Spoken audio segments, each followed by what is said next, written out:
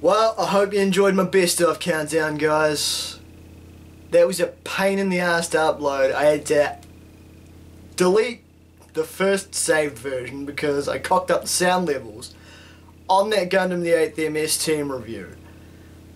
Resave it, which then took me another hour and a half because my laptop's a piece of shit.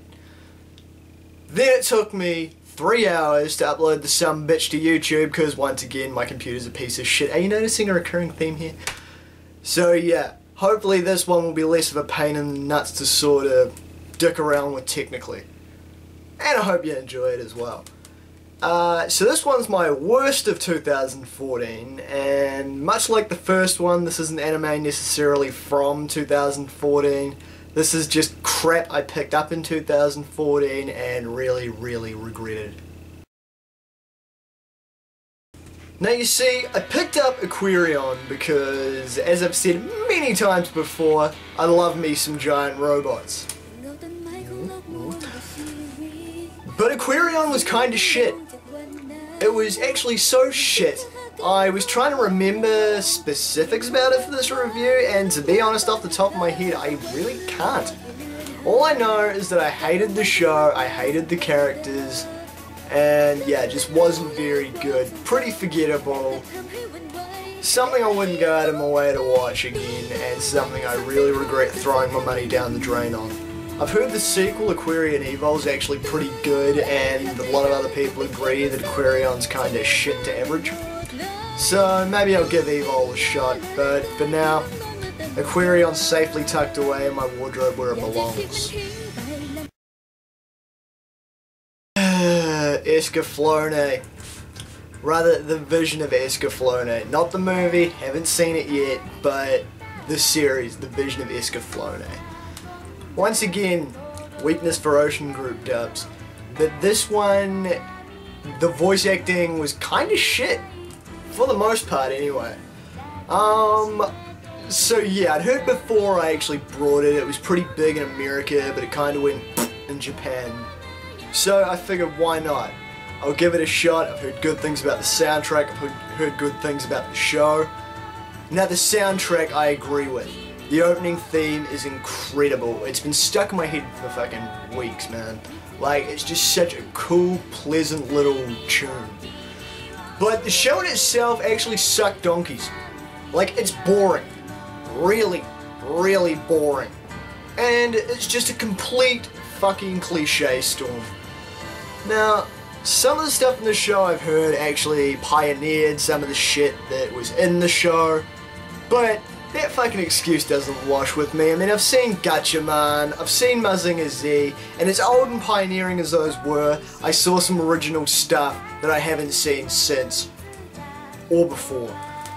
But Escaflowne is literally every single cliche trope played straight. There are no shocking swerves. Everything in it you can see coming from a mile away. I'm not asking for some Vince Russo, M. Night Shyamalan style swerves and twists, but come on, man, how fucking hard is it to lead viewers one way and then go the complete opposite way and actually give us something different? It's even supposed to be a mecha, but really the mecha's an afterthought because what it is at its heart is a really weak romance story. And I say really weak because the main character, Hitomi, has to be the most wishy-washy, polyamorous chick in anime I've ever seen. First she's in love with his senpai at school, then she falls in love with Alan because he reminds her of his senpai, and then she realizes, oh, it's actually poor heartbroken Vaughn that I'm in love with, and gets together with Vaughn at the end. Now the whole chick gets swept away to another world and falls in love with the inhabitant thing was done much better in Inuyasha. I should probably research which came first. I'm pretty sure Escaflowne came first, but Inuyasha did a lot of the shit that Escaflowne tried to do so much better without the redundant inclusion of a mecha for shits and giggles. I will say the one highlight of Escaflowne for me was Andrew Francis de Landau. Andrew Francis is a damn good voice actor, and hearing him just play this psychotic pyromaniac kid while he's in the middle of puberty really fucking worked, because his voice sounds all nutso and unhinged as, you know, most guys with their balls dropping do. So yeah, that was the highlight. Failing that, it was kind of a letdown. I could see why it wasn't too big in Japan. Sorry guys.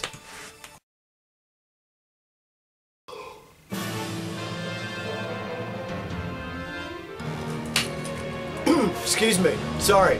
I was just thinking of Guy with the bio-boosted armor again. Wow, did that suck.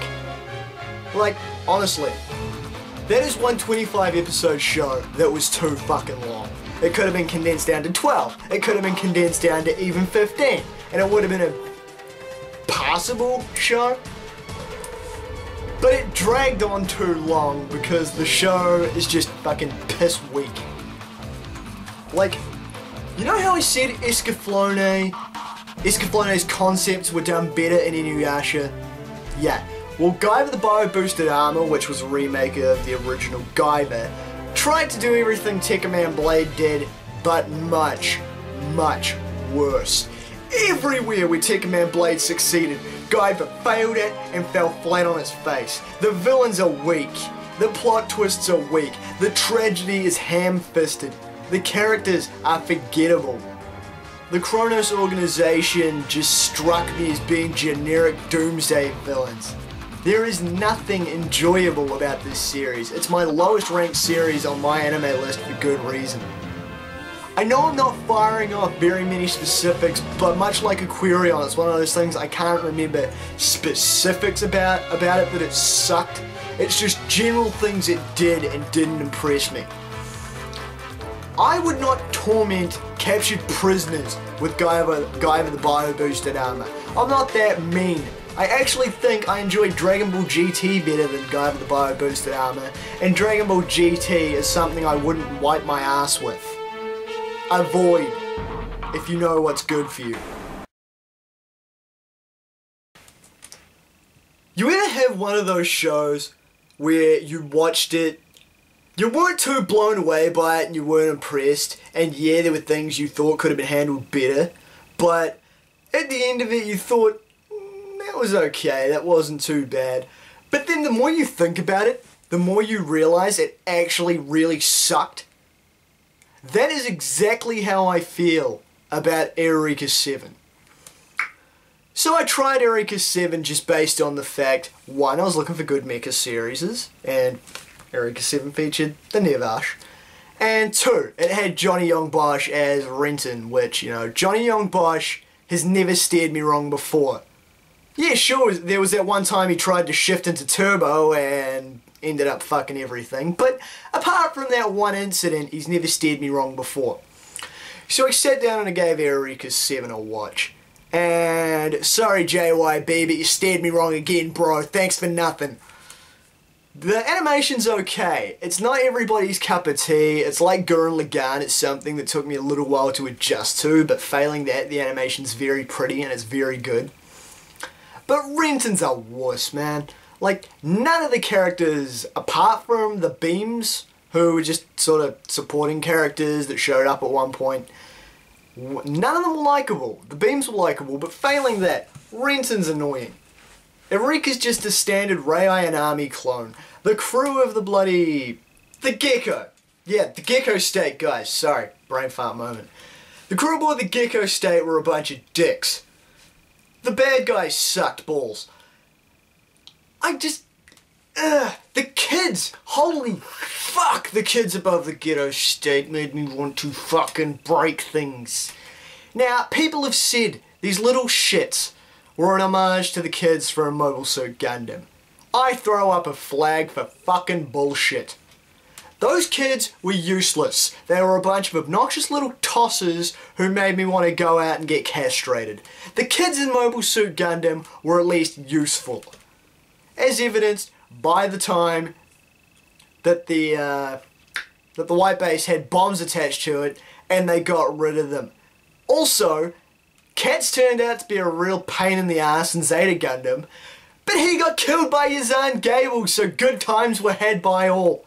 Not only do these little shits get to live through all 50 episodes, they don't get punished at all. All they get is a little fucking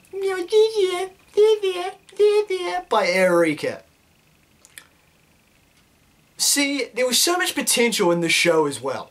Like, I was waiting for some big, full-scale fucking water breakout, necessitating the need of the Nervash. Guess what never happened? That's one of the other things that Eureka 7 did poorly.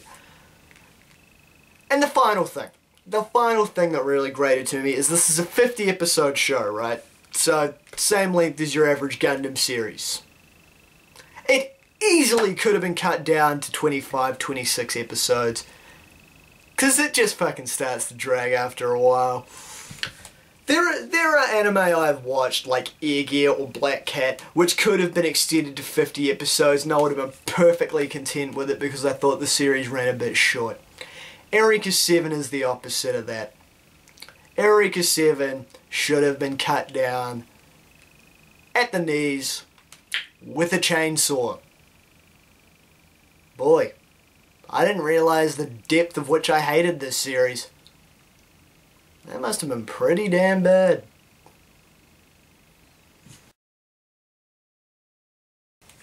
So there we have it. Okay, so it wasn't as many anime as the last one, but I think I kind of got what pissed me off about these series off my chest. I'm actually considering doing a top 10 anime of all time list if you guys are interested. So let me know in the comments or whatever if you'd be interested in hearing about it. Hearing me prattle on about more anime in this goofy fucking wig. Anyways, thanks for watching. I'm Damo Skyfire. Till next time.